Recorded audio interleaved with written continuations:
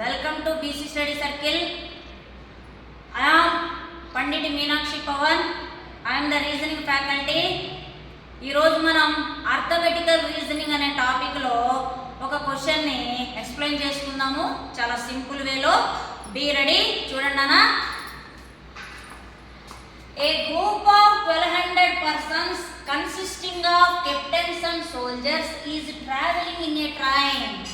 ఒక ట్రైన్లో అంట కెప్టెన్లు మరియు సైనికులు కలిసి 1200 మంది ఒక గ్రూప్గా ప్రయాణిస్తున్నారు. Okay.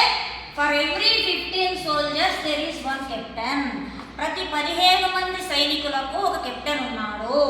The number of captains in the group is. అయినా ఆ గ్రూపులో కెప్టెన్లు ఎంతమంది అని అడుగుతున్నారు. ఓకేనమ్మా. ఈ అర్థమెటికల్ రీజనింగ్ టాపిక్ అంతా కూడా లాజిక్స్ మీద ఆధారపడి ఉంటుంది. ఇప్పుడు మీరు ఆలోచించే విధానం ఎలా ఉంటుంది అంటే 15 మంది సోల్జర్స్కి ఒక కెప్టెన్ కాబట్టి 1200 మంది సోల్జర్స్కి 1200 మందికి ఎంతమంది అని ఆలోచిస్తారు. This is wrong way. ఇది కరెక్ట్ కాదు.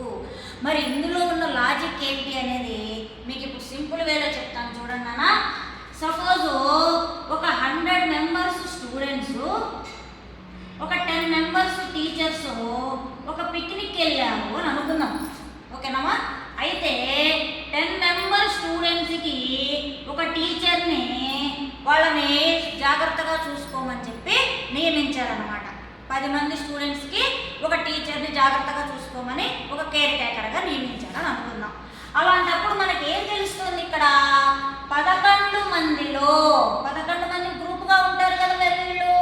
ఈ 11 మందిలో ఒక టీచర్ ఉన్నారు. అవునా కదా?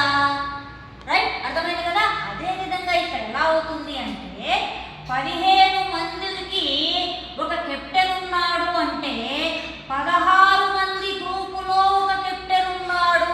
అది దాని మీనింగు.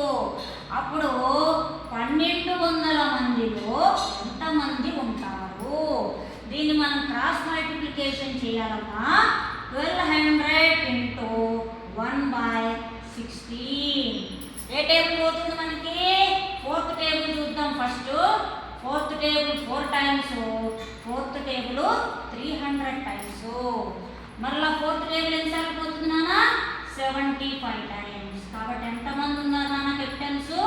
75 మెంబర్స్ ఉన్నారు. అంతేగాని 15 మెంబర్స్కి ఒకటైతే 1200కి ఎంత అని చేస్తే 80 అవుతుంది. That is wrong.